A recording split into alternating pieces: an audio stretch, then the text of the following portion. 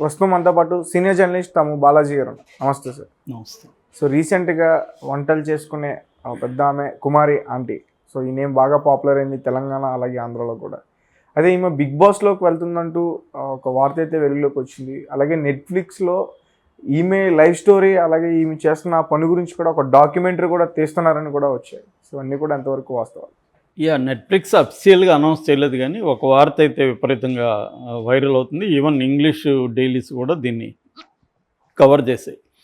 ఆ వార్త ఏం చెప్తుందంటే, కుమారి ఆంటీ మీద 3 ఎపిసోడ్ల web series, documentary web series తీయబోతున్నారని చెప్తుంది.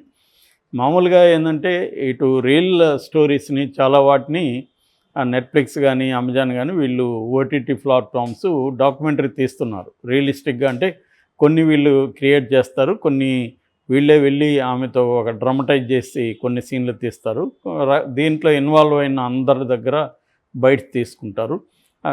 అక్కడ కొన్ని దాని ఏమంటారంటే సీన్ని రికన్స్ట్రక్ట్ చేస్తారనమాట, చేస్తారు. ఈ ఫార్మాట్లో ఒక రియల్గా జరిగిన వాటిని. యాక్చువల్గా నేను గతంలో కూడా చెప్పినాను, ఈమె స్టోరీ కూడా ఈవెన్ బిజినెస్ స్కూల్లో కూడా చర్చించాల్సిన స్టోరీని.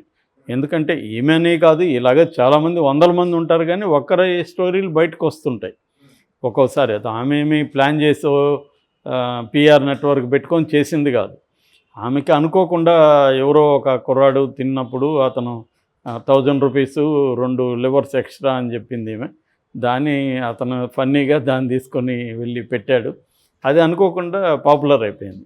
అలా పాపులర్ అయ్యి చివరికి మొత్తం మీడియా అంతా వెళ్ళి పడిపోయి దాని మీద ఆమె మీద పాపులర్ చేసేసారు. ఈ చేసేసిన క్రమంలో పోలీసులు ఇక్కడ ట్రాఫిక్కి ఇబ్బంది అని చెప్పి ఆమె వ్యాన్లో ట్రాలీలో ఫుడ్ అవన్నీ తీసుకొస్తుంటే ఆపేశారు. సో దాని మీద మళ్ళీ ఏడ్చి ఛానల్ వెళ్ళి కవర్ చేశారు. దాంతో రేవంత్ రెడ్డి వారికి వెళ్ళింది. ఇదేంటంటే ఈ లోపల ఒక పొలిటికల్ యాంగిల్ జరిగింది. ఈమె ఒక ఫిమేల్ యాంకర్, ఆమెను బాగా ఆస్తులు సంపాదించారంట కదా, మీ సొంతూరు కైకలూరులో పొలాలు కొన్నారంట. అవి ఉన్నప్పుడు ఏం లేదమ్మా, మా ఊర్లో జగన్మోహన్ రెడ్డి గారు ఇచ్చిన ఇల్లు తప్ప ఇంకేం లేదని చెప్పింది. దాన్ని తీసుకొని రెడీగా అక్కడ రాజకీయాలు హాట్గా ఉన్నాయి కాబట్టి దాన్ని తీసుకొని వైసీపీ సోషల్ మీడియా చూడండి, హైదరాబాద్లో ఉన్నవాళ్ళు కూడా జగనన్న ప్రభుత్వాన్ని గురించి ఎలా చెప్తున్నాను వాళ్ళు చెప్పడం. దాంతో మళ్ళీ తెలుగుదేశం వాళ్ళు వెళ్ళి ఈమెని కెలికారు. ఈమె నేను చంద్రబాబుకే ఓటేస్తానని చెప్పింది. దాంతో ఈమె అసలు చంద్రబాబు మనిషి అని వీళ్ళు చెప్పడం. చంద్రబాబు మనిషి అయినా కూడా జగన్ ఇల్లు ఇస్తారు చూసారా, మేము పార్టీ చూడడం, జాతి చూడడం, మతం చూడడం, కులం చూడడం అనేది జగన్ అనేకసార్లు చెప్పాడు. మళ్ళీ ఇలాగ ఇది గందరగోళం జరిగింది. ఈ కాంటెక్స్ట్లో ఈమె ఎప్పుడైతే పోలీసులు పక్కన పెట్టేశారో, వైసీపీ వాళ్ళు మళ్ళీ ఈ తెలుగుదేశం వాళ్ళే చేశారు. రేవంత్ రెడ్డి వాళ్ళ తెలుగుదేశం వాళ్ళకి అనుయాయి, అతను అనుచరుడు కాబట్టి అతన్ని ఇన్ఫ్లుయెన్స్ చేసి చంద్రబాబు రేవంత్ రెడ్డికి ఫోన్ చేశాడంట, ఆయన పోయి ఆపిచ్చాడంట అని ఒక నెరేటివ్ వచ్చింది. దాంతో రేవంత్ రెడ్డి ఇమీడియట్గా పోలీసులకి జిహెచ్ఎంసీ వాళ్ళకి చెప్పాడు, ఎవరు బాబు అక్కడే పెట్టనివ్వండి ఆమెని, మనం ఇలాంటి వాళ్ళకి సపోర్ట్ చేయాలి తప్ప నెగిటివ్గా చేయొద్దని చెప్పారు. అయితే ఈ మొత్తంలో అక్కడున్న మిగతా వాళ్ళ వ్యాపారం కూడా అఫెక్ట్ అయింది. ఎందుకంటే ఆమె ఒకటే లేదు, అక్కడ చాలా ఉన్నాయి. సో వాళ్ళు కూడా అఫెక్ట్ అయ్యారు. దానివల్ల ఒక రకమైన జల్సీ కూడా వచ్చి ఉండొచ్చు ఆమె మీద. వాళ్ళకి చాలా విషయాల్లో నెగిటివ్ ఇది ఉండొచ్చు. సో అలాగా వాళ్ళందరూ కూడా కంప్లైంట్లు ఇవ్వడం కోరడం ఫైనల్గా ఆమెది తీసేస్తారని చెప్తున్నారు. ఏదేమైనా ఆమెది నెట్ఫ్లిక్స్ సిరీస్ అయితే వచ్చే అవకాశం అయితే కనబడుతుంది. నెట్ఫ్లిక్స్ కాకపోయినా ఎవరో ఒకరైతే తీస్తారు. ఎందుకంటే ఆ స్టోరీలో ఇంట్రెస్టింగ్ ఆస్పెక్ట్లు అనేకం ఉన్నాయి. ఎందుకంటే నేను మొన్న కూడా మాట్లాడాను, దాదాపు మన దేశంలో 70 లక్షల మంది పైన స్ట్రీట్ వెండర్స్ ఉన్నారు. ఈ స్ట్రీట్ వెండర్స్కి సువిధ అనే ఒక పథకం కూడా సెంట్రల్ గవర్నమెంట్ పెట్టింది, లోన్స్ ఇస్తుంది. మొన్న కూడా 28 లక్షల మందికి మేము లోన్స్ ఇచ్చామని బడ్జెట్ సందర్భంగా కూడా నిర్మలా సీతారామన్ ప్రకటించారు. సో ఇదొక మేజర్ ఎకనామీ అంటాం, ఇన్ఫార్మల్ ఎకనామీ అంటారు, అసంఘటిత రంగం. ఈ అసంఘటిత రంగంలో స్ట్రీట్ వెండింగ్ ఎకనామీ అనేది ఒక బలమైన ఎకనామీ. సో స్ట్రీట్ వెండర్స్ ఇష్యూని ఎలా సాల్వ్ చేయాలి అనేది ఒక మేజర్ పాలసీ ఇష్యూ అనమాట. ఆ రకంగా కుమారి ఆంటీ సందర్భంగా ఈ బ్రాడర్ ఆస్పెక్ట్స్ అన్నీ కూడా డిస్కషన్కి వస్తాయన్నమాట. అందువల్ల కూడా కుమారి ఆంటీ ఇష్యూ ఇంపార్టెంట్. ఆమె పర్సన్గా ఇంపార్టెంట్ అని కాదు, ఆ ఇష్యూ ఇంపార్టెంట్. ఎందుకంటే కుమారి ఆంటీ ఒకటి కాదు, ఆమె 70 లక్షల మంది పైన ఇటువంటి రకరకాల షాపులు కావచ్చు, ఫుడ్డు డెలివరీ ఐటమ్స్ కావచ్చు, ఇలాగ పెట్టుకొని ఉన్నారు. అదొక పెద్ద ఎకానమీ, దాని మీద కోట్ల మంది బతుకుతున్నారు, బతుకుతారు, అది లైవ్లీహుడ్. సో దాన్ని ఎలా సస్టైన్ చేయాలి? చాలా దేశాల్లో నీకు సపరేట్గా స్ట్రీట్ ఫుడ్కి సపరేట్ ఉంటుంది, స్ట్రీట్ స్టాల్స్ సపరేట్గా కొన్ని ఏరియాలు పెట్టేస్తారు.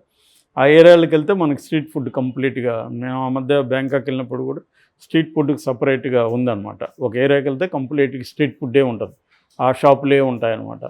అటువంటివి అనేక చోట్ల ఉంటాయి. ఇప్పుడు దాన్ని హైదరాబాద్లో ఎలా చేయాలనేది రేవంత్ రెడ్డి ప్రభుత్వం మీద ఉన్న కర్తవ్యం.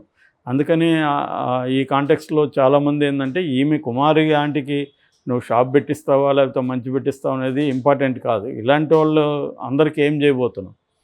ఎందుకంటే వీళ్ళు ఎప్పుడు కూడా పోలీసు వాళ్ళ దయాదాక్షిణాల మీద బతుకుతుంటారు. వాళ్ళకి ఎప్పుడు కోపం వస్తే అప్పుడు లేపేస్తారు, లేదా ఆ ఏరియాలో ఎవరన్నా మినిస్టర్లు వస్తూ ఉంటే వీళ్ళవి మూసే ఇచ్చేస్తారు, లేకపోతే వీళ్ళు బైక్లో పెట్టున్నారని క్లోజ్ చేయిస్తారు. ఏదో ఒక రకంగా వాళ్ళు క్లోజ్ చేయించడం, వీళ్ళు వాళ్ళకి డబ్బులు ఇవ్వాల్సి వస్తుంది. అట్లాగే ఫైనాన్స్ సర్వీస్ కూడా వీళ్ళకి డబ్బులు అప్పులు ఇచ్చి, ఆ అప్పులు ఎక్కువ, రోజుకి 10 రూపాయలు వడ్డీ స్థాయిలో కూడా కలెక్ట్ చేస్తూ ఉంటారు. సో ఇటువంటి అనేక ప్రాబ్లమ్స్ వెండర్స్కి ఉంటాయి, స్ట్రీట్ వెండర్స్ వీళ్ళకి. సో ఆ రకంగా కుమార్ ఆంటీ ఇంపార్టెంట్. ఇప్పుడు రేపు పొద్దున డాక్యుమెంటరీలో తీసినప్పుడు కూడా హైదరాబాద్లో కంప్లీట్గా ఇలాంటి వాళ్ళు ఇంకెంతమంది ఉన్నారు, వెండర్స్ ఎంతమంది, ఇవన్నీ కూడా నెట్ఫ్లిక్స్లోకి వస్తుంది. ఆ రకంగా అది ఇంపార్టెంట్ డాక్యుమెంటరీ అవుతుంది, నాట్ ఓన్లీ కుమారి ఆంటీ. ఇదేంటంటే ఒక స్పెసిఫిక్ ఎగ్జాంపుల్గా మనం చెప్పుకోవచ్చు. బట్ కుమారి ఆంటీకి అయితే నాకు తెలిసి ఆమెకు షాప్ పెట్టకపోయినా పెద్ద ఇబ్బంది లేదు. ఆమె రెస్టారెంట్ పెట్టే ముందు నుంచి కూడా ప్లాన్లో ఉంది, ఇంతకుముందు కూడా.